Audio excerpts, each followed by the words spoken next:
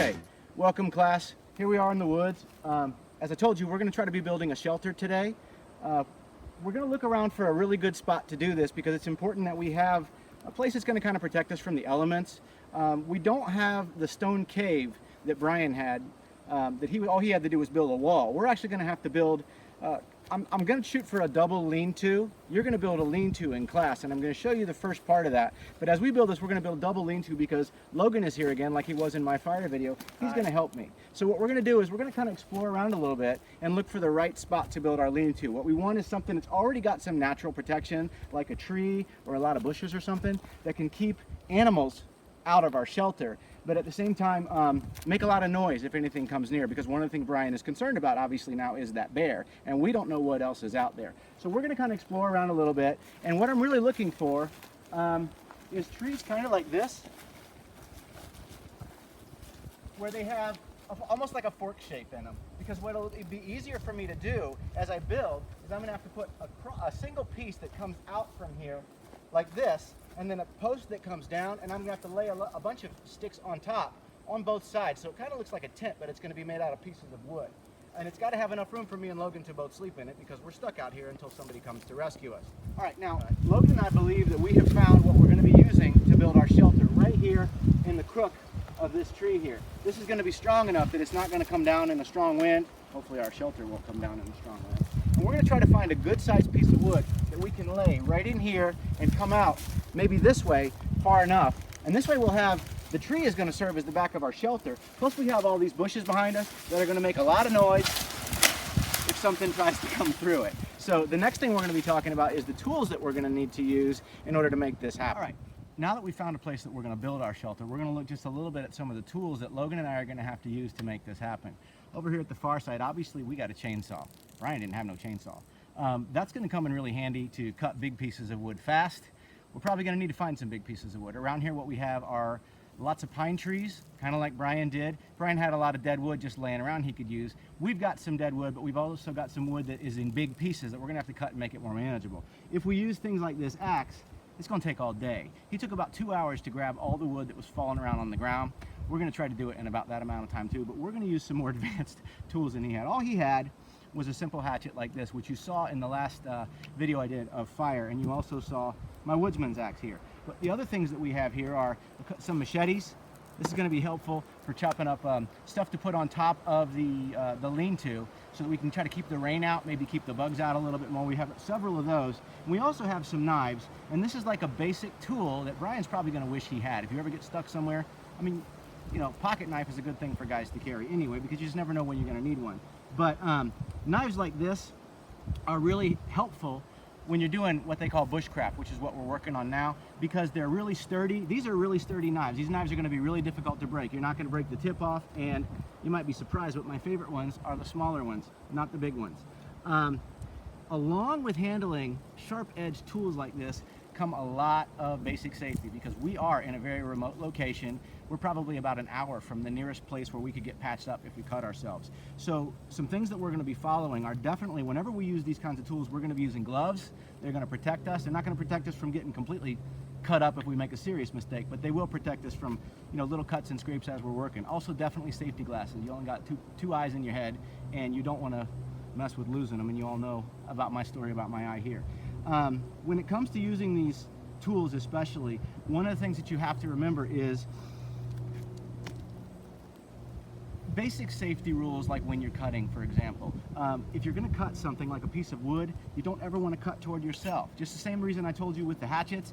When you use a hatchet like this, you want to be down towards the ground, so if you miss what you're hitting, it goes into the ground. Here, if you miss or it slips off, you want it to slip off away from you, not towards you, for obvious reasons, okay? If you're trying to cut like this, you can see how difficult that would be.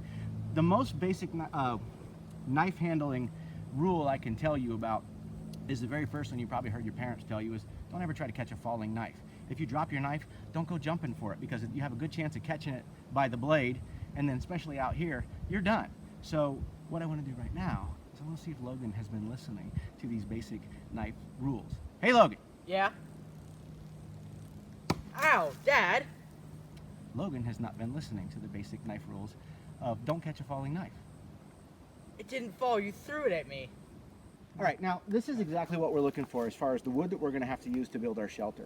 We have a lot of pine trees that have fallen down in here, and they've been knocked over by storms or by the wind or something, and they're of the right length, and obviously pine trees are straight, so they're going to be a beautiful shape for us to get and lean up against that cross piece to make the tent shape of our shelter. So we're going to have to get back in there and use our knives, use our axes, maybe even a chainsaw, to get the pieces out of there that we need, and we're just going to drag them out this way. After we do that, we have to make sure that we have enough of that because we're going to build both sides of that lean-to. We're going to have to find some nice green vines to tie everything together with. So, Dad, I found some. Logan says he's found some green vines over here, so we're going to head that way. All right, Logan is correct. He's found exactly what we're looking for here. We found some nice green vines that we can use. They're nice and bendy, they're nice and strong, and we can tie anything we want to, however we want to. So this is going to be really helpful when we try to tie all our pieces to those cross supports, because what we don't want is if Logan gets up too early in the middle of the night, bumping it and knocking the logs off, or some animal coming and knocking it down. So this is what we're going to... What happened to your leg? The knife. Knife? All right, so you can see here the framework of our shelter already starting to take place. I'm using my trusty axe because this is more like the hatchet that Brian's going to have. I've used the vine already, very effectively actually, to tie this piece into place, and it ain't going nowhere. These logs here are pretty heavy, and they're actually going to help hold this in place. The only thing I need to worry about is this breaking in the night, so I'm probably going to reinforce this with some more vine. We'll also, if necessary, lash these down. That's what you call it when you tie something with the vines. We're going to lash these down so that if there's a strong wind or something, it's not going to come down on us in the middle of the night.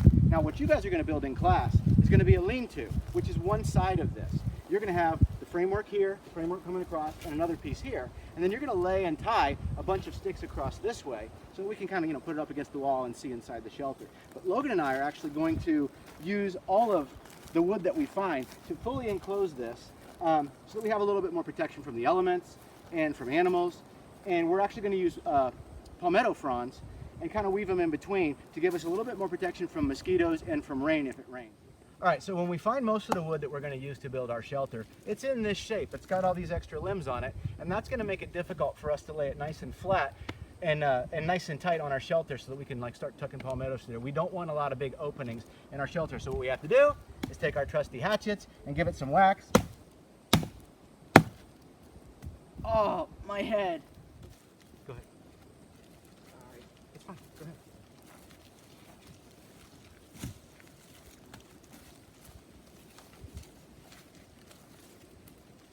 My turn? Go ahead. Perfect. That's great. If we alternate, it'll work really well. All right, so now our shelter is about halfway done, and Logan and I are actually going to split up now.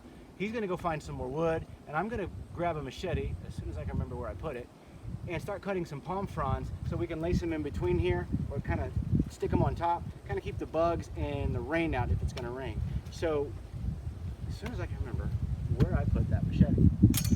Oh, my arm. To the palmettos, I found some plants that I have not seen in a really long time. My dad used to tell me these were called sensitivity plants. If you run your finger along the leaves, they'll actually close up. Watch this.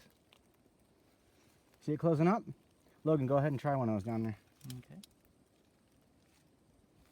Isn't that pretty cool? They do not like being touched. All right, so we finished up building the frame of our shelter, and we've started lacing in these palmetto fronds to keep some of the rain and some of the bugs out. You've already heard me say that like 3 times in this video. So what I'm going to do is I'm going to leave Logan here to finish up lacing these in, and we're going to secure them on the inside a little bit later. And I need to go finish up some things, so I'm going to grab the chainsaw, cut some wood, and I'll be right back. All right, so we finished our shelter. We've got it all palm frond up, and now all we have to do left is to go get some bedding and find a way to spend the night. It doesn't look like I can sit up very high, but that's fine. If you look back in here, I've got plenty of room to lay down. And the one thing I want you to remember when we start making our own lean-to in class is the safety aspect of it. You have to be careful. You guys are probably going to get to use scissors, but even scissors can do some serious damage. So anytime you're using a knife or a machete or an axe or a chainsaw, make sure that you remember safety first. All right, Logan, and I hope today you have learned some very important lessons about safety when using tools that have sharp edges.